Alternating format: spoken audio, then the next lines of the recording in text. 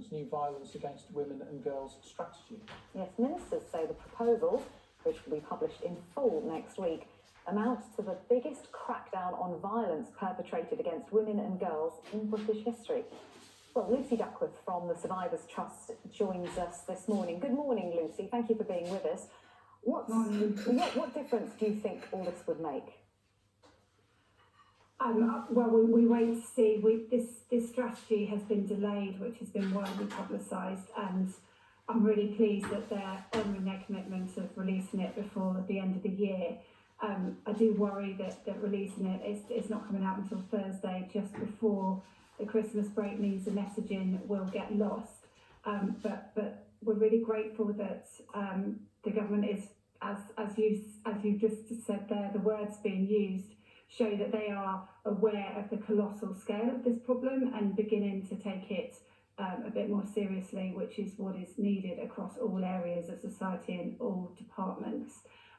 Talking specifically about violence against women and girls isn't hugely helpful when we know that actually we're talking about all forms of sexual violence, and that's child abuse for men and boys as well. So we need to make sure that we really do understand the correct language around this too.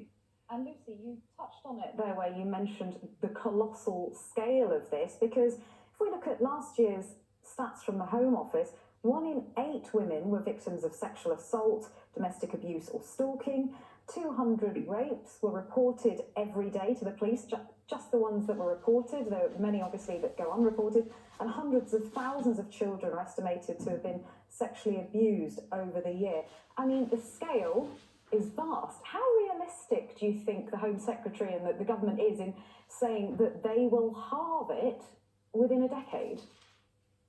Well, I mean, we really need to understand the data more, and that's been a recommendation and a request of this government and the last government for many years now, that we need a core data set to truly understand this. Those figures you just said will be alarming, I'm sure, to many people, but they are now a lot worse. And even in the press release that they released yesterday, they said that there's 300 rapes a day. We know it's a lot more than that. We know that one child experiences sexual abuse every single minute in this country. That's 500,000 children every single year. This is a public health emergency.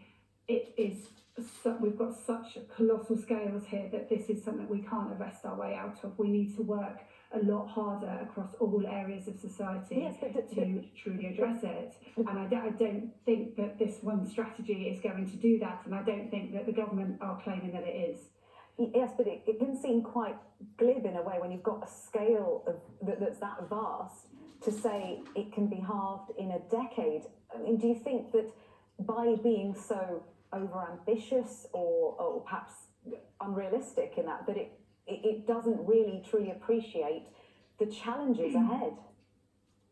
I don't think that anybody truly appreciates the challenges ahead, no, and I think that reacting a lot, you know, the press release yesterday talks a lot about what we're going to do when people report and how we're going to improve arrests and the police response, but actually with such big figures we wouldn't possibly be able to react to that. We need to be putting much more into prevention, into education of children to prevent them growing up to think that this crime is okay and normalising it. We need to educate everybody. It doesn't matter what job you do, whether you're a parent or not, everybody needs to be responsible for this, because it is a culture that we are living in where we have normalised and accepted this behaviour, and it is putting everybody at risk, because even if you haven't directly experienced any form of sexual violence, we are all experiencing consequences simply by the cost that it is taking on all our frontline services. So, for instance, we know that people who have experienced sexual violence are much more likely to need more healthcare. They will die early if they don't get the right treatment. So we have to get a much better grip on this. And Lucy, you mentioned prevention. One of the aspects of the strategy, ministers say, focuses on prevention and tackling the root causes of radicalisation of young men in their schools and online. What more would you like to see done to focus on prevention?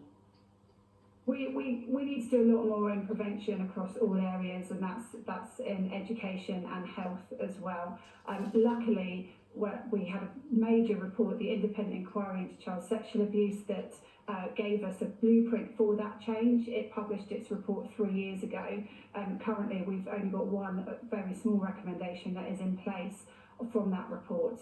So what I'd really like to see is the government really looking at all the existing research and expertise out there, working with those people who are supporting the 14 million adult survivors of sexual violence every single year to really get this right. Because, you know, as you say, writing strategies, it's important that we have something that we can hold people to account on and that we can work towards. But it's much more important that we are listening to the people who have experienced this and who are working in it, and making sure that they have the funds and support they need to carry on doing their life-saving work, and to make sure that we're really understanding that prevention starts from very early on, and that we need to be working with families from as soon as children are born to really educate people and make sure that they're aware of the risks, and that we can prevent it early. Well, Lucy, thank you. As you say, it's a vast challenge and we can barely skim the surface there, but thank you for giving us that overview. Lucy Duckworth from the Survivors Trust, thank you. Thank you. Thanks. It's 8:35. Let's round up all the